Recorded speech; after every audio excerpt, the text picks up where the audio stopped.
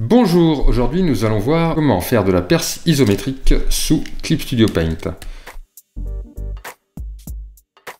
On va commencer par ouvrir Clip Studio Paint. On va ouvrir un nouveau document, une illustration. Pour faire de la perce isométrique sur Clip Studio Paint, on va commencer par télécharger une grille isométrique. Donc voilà, on a ouvert notre grille isométrique. On la passe en bleu, ça c'est bien.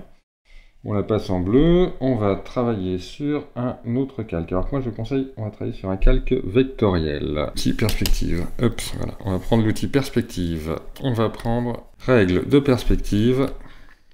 Ajouter un point de fuite, c'est par défaut. Donc en l'outil règle de perspective, ajouter un point de fuite. On ajoute donc nos premières perspectives en suivant à peu près la grille, pas tout à fait. Donc là, ça nous crée forcément, ça nous crée un point de fuite un petit peu loin. Et c'est là qu'on va dans les options, dans les propriétés de l'outil perspective, et là on fait rendre infini, et donc on clique sur notre premier trait, et donc voilà, on a nos deux lignes de perspective qui maintenant sont infinies, sont parallèles. Elles sont parallèles. On retourne dans notre outil, on fait réajouter un point de fuite, on reprend notre angle de perspective isométrique que l'on suit sur notre grille. On essaye de bien le faire, voilà, on s'échappe avec la touche échappe, escape. Ok, je lâche le premier, je lâche le deuxième, pareil, pas besoin d'être tout à fait parallèle. On fait rendre infini, on reclique sur le premier, et là, nos traits sont bien parallèles. On va aussi rajouter tout de suite, quand on retourne dans les options, on fait ajouter un point de fuite, deux verticales. Et là, par contre, pas besoin de les rendre infini, car pour les rendre verticales, on appuie sur la touche Shift, la touche majuscule. On a bien deux parallèles.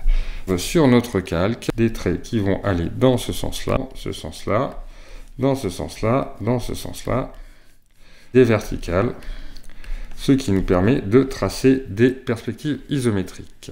On est sur un calque vectoriel, on peut utiliser la gomme, une gomme de vecteur qui va nous permettre de nettoyer très proprement là où nos lignes se sont croisées, ce qui nous fait gagner un temps fou.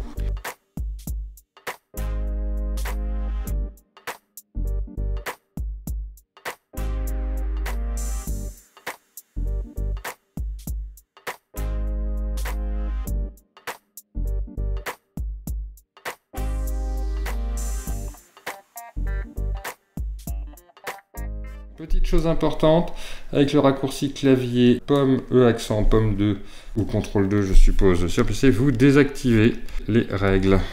Voilà, donc ça c'est très pratique. Vous désactivez vos règles. Tac, tac, tac, tac. Donc vous pouvez faire votre petit dessin libre, vous réappuyez sur pomme 2 et là nous revoilà dans les règles. Pomme 2, je désactive. Voilà, donc là je peux faire des traits dans tous les sens.